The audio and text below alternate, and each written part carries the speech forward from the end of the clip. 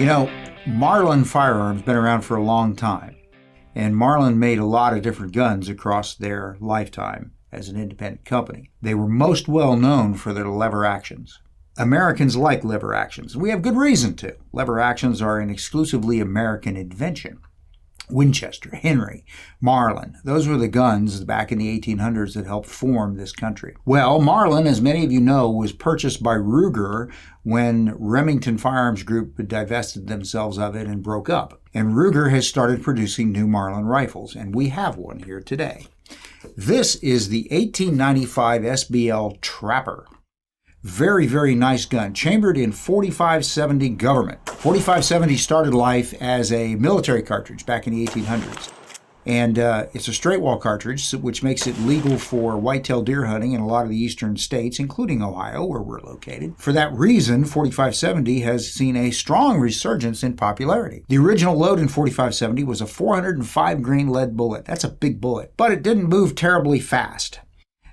Today we have modern loadings in 300 grain, 325 grain bullets. Hornady's Lever Evolution 325 grain, very popular, gives a very flat trajectory out to a couple hundred yards or so, which is what makes these guns legal for use on whitetail deer in the eastern United States. The 1895 SBL Trapper shares a lot of the same features that Marlin made famous in their original 1895 SBL series, which was made famous on its own because it appeared in the Jurassic World movie and was used by one of the main characters. The Ruger-made Marlins have a few little innovations, a few things that are a little bit different. But let's cover the general features of this gun first. We've got a good recoil pad on the back, which you appreciate when you're shooting something with a lot of recoil energy like 4570 has. We got a good solid gray laminate stock, very, very strong stock.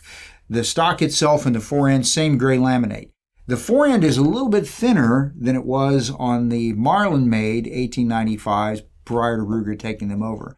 Kind of like this a little better. It improves the feel just a little bit. It doesn't feel as bulky up front.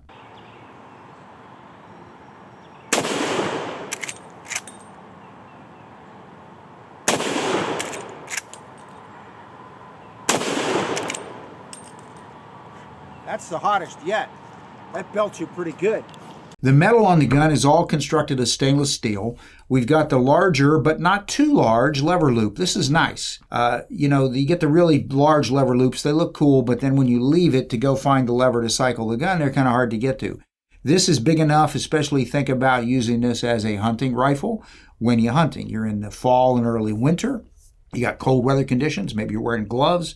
If you're wearing heavy gloves particularly, this lets you enough room to get in there, but not enough room to make the lever difficult to operate. Again, stainless steel construction. The hammer has the cutout on it for the offset hammer cocking piece, so that if you had a scope up here, which is going to overhang the hammer, you can reach the hammer without coming up underneath the scope. We got a cross bolt safety right here, which is kind of a standard item for Marlins and Rugers. The cross bolt safety, when it's engaged, prevents the hammer from reaching the firing pin. Disengage it, lets it come across. People have differing opinions about the presence of that safety, but that's where they've put it. That's where Marlin put it. Ruger stuck with that design. On top of the receiver, drilled and tapped for scope base. So if you wanted to put a conventional magnifying scope on it, you could, but it comes with a Skinner peep sight. The Skinner peep sight has a nice long base, anchors in two places, and then you've got the fully adjustable wind and elevation peep on the back. The thing that's cool about the Skinner peep sight is this back piece will actually come out. I'm a fan of apertures or peep sights. You take this out, this gives you a little smaller aperture. You take it out, now you've got a really large ghost ring aperture, which really helps you if you're needing to shoot at relatively close quarters and quickly, because you don't even see this. You look straight through it to the front sight. It makes for a very, very good, fast sight picture. Aperture sights, if you learn to use them, you're not really seeing the aperture very much. Your eye has a natural tendency to put the blade in the front sight in the center of that hole. So you don't have to fight it much. It makes it very easy to shoot. Going further on the barrel, we've got a dovetail piece here, which is where the other types of sights would go. This has got just a block in it. We got a nice strong blade front sight up here with a white line right down the middle of it. Very easy to pick up. Works really well with that aperture rear sight. The barrel is 16.1 inches long, and it's threaded on the front, so you can put a suppressor up here or a muzzle brake or any sort of other device that will fit this. Tube goes essentially to the full length of the barrel, just doesn't include the threaded end. Tube's built to hold 4 rounds. As you know, here in Ohio, you're limited to 3 rounds in the gun when you're deer hunting with it. If you're hunting something else, you can put all 4 in. Front and rear stainless steel sling swivel studs, so you're good to go as far as setting it up for sling. This rifle is ready to go as it is. Even at some distance, learn the peep sights, you can hit really well with this. Now, we shot several kinds of ammo out of it. We didn't have a lot of distance to work with, so we're pretty close.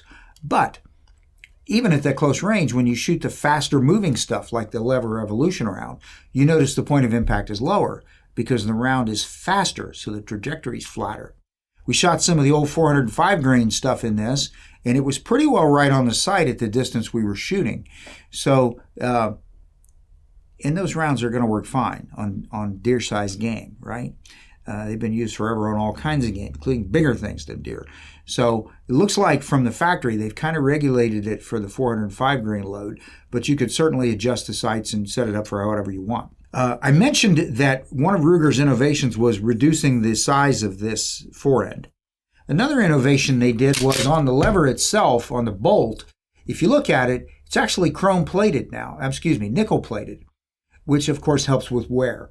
But they've also got some spiral flutes cut in it, so if it starts to get really dirty in there, those flutes are going to help channel that dirt away from the bolt as it cycles. So it's a kind of a nice, good feature that has a good technical advantage to it. Trigger pull's not bad, by the way. We didn't measure the poundage on it, but it's perfectly suitable for a weapon of this type.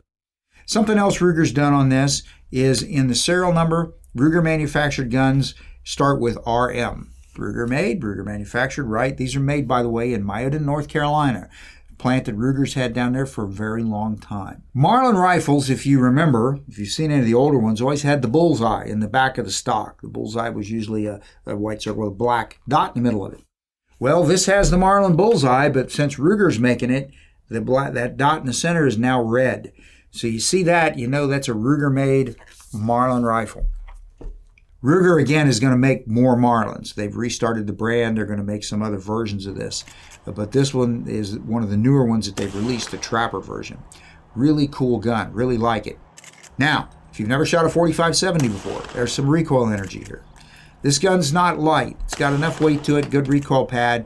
With anything that kicks, you don't want to stand off of it. You want to get into it. You want to ride it. You want to get the buttstock into your shoulder, get your cheek right down on it, and pull everything in nice and tight. So you move with the gun. If you hold this off, it's going to hit you pretty good, and you won't like that. So learn to ride these guns when they're heavily recoiling like this, and it's not so bad. You can handle them pretty well. So the Marlin 1895 Trapper. What else can we say about it? Well, pretty good rifle. This thing should be a big hit with deer hunters, and I mean, you could use this cartridge on bear. You could use it on larger animals other than deer. So this isn't exclusively a Midwest gun. This could be used anywhere where you've got large game or some need for a rifle of this type. One thing that Ruger retained was the Marlin. I don't know if you can see it in this light or not, but on the pistol grip here, we've got the Marlin cowboy on his horse, which was always Marlin's emblem for years and years. So there you have it. These are going to probably be in short supply. Always check with us for current price and availability on them. They're going to be in demand around here, particularly where we are. They're going to be in demand. And with Ruger making these things, Ruger's warranty and quality is going to stay behind it. So we're expecting pretty good stuff here. So once again, one more time, always check with us for price and availability. We'll be getting them hopefully in bigger numbers. We hope. We'll see what happens. Well, there you go. The Marlin 1895 SBL Trapper. Really nice rifle. All right, well, that's what we have for today. Thanks for watching. We'll see you next time. I'm Alan for Old English Outfitters.